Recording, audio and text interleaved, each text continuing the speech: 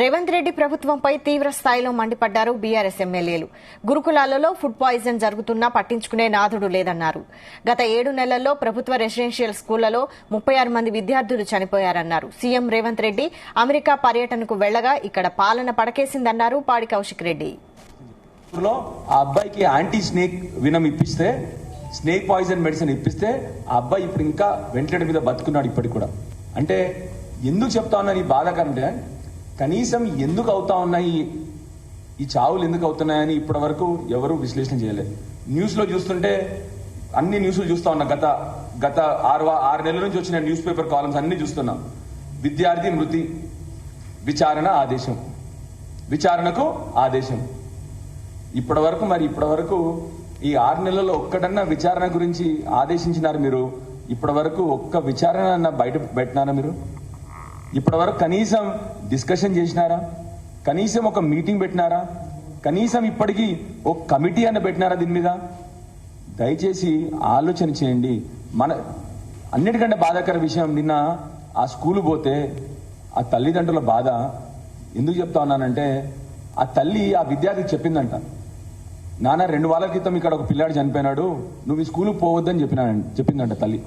ఆ పిల్లాడు, లేదు అమ్మా నేను చదువుకోవాలి, రెసిడెన్షియల్ స్కూల్ నేను చదువుకోవాలి, బాగా చదువుకుంటా అమ్మా అని ఆ అబ్బాయి పట్టుబట్టి స్కూల్కి పోయిందంట. పాపం స్కూల్ పోతే 3 రోజుల క్రితమే స్కూల్కి వచ్చినాడు అబ్బాయి. ఇవాళ ఆ అబ్బాయి శవం తీసుకొని పోయింది తల్లి.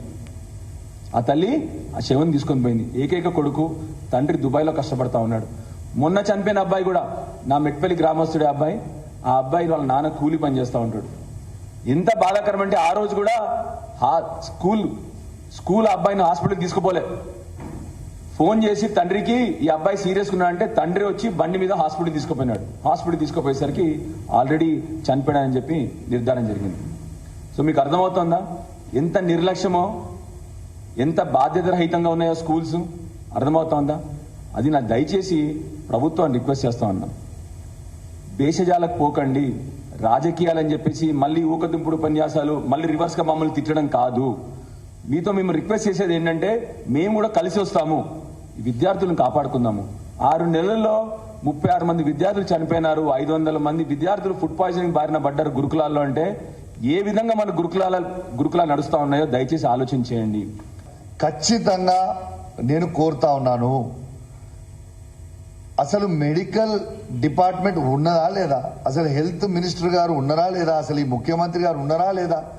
అసలు నా హుజరాబాద్ నియోజకవర్గంలో 100 బెడ్ హాస్పిటల్ ఉంటుంది, అద్భుతంగా నడుస్తుంది. ఎంత బాధ అనిపిస్తుందంటే, నా హుజరాబాద్ హాస్పిటల్కి పోతే మొన్న 100 బెడ్ హాస్పిటల్, ఒక్క బెడ్ లో 4 పేషెంట్స్ ఉన్నారు. మొత్తం 100 బెడ్ హాస్పిటల్లో 4 పేషెంట్స్ ఉన్నారు కేవలం. ఎందుకున్నారు అని అంటే, ఇలా కేసీ 6 గైనకాలజిస్టులు ఉండే, ఇలా కేవలం ఒక్కరే ఉన్నారు. ఇలా ఆ రోజు 2 జనరల్ సర్జన్లు ఉండే, ఇలా ట్రాన్స్ఫర్ చేసి 0 చేసిండు. ఇలా 5 అనెస్థిషియాలు ఉండే, ఇలా కేవలం 2 అనెస్థిషియాలు మాత్రమే ఉన్నారు. ఇలా ఈఎన్టీ ఉండే, ఇలా ఈఎన్టీ లేకుండా చేసిండు. ఇలా ఈ పరిస్థితి ఎందుకు తీసుకొని వస్తున్నారని నేను అడుగుతా ఉన్నాను. నా హుజరాబాద్ నియోజకవర్గంలో ప్రజలు చాలా ఇబ్బంది పడతా ఉన్నారు.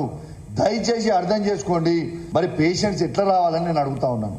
అదే విధంగా మా జమ్మికుంట హాస్పిటల్లో కూడా 70 నుంచి 100 డెలివరీలు ఫ్రీగా చేసేది. ఇలా డెలివరీలు ఫ్రీగా చేసేది ఇలా జమ్మికుంట హాస్పిటల్లో కూడా గైనకాలజిస్ట్ ని తీసేస్తే ఇలా మొత్తం క్లోజ్ అయింది, 0కి వచ్చింది. చాలా బాధ అనిపిస్తా ఉంది.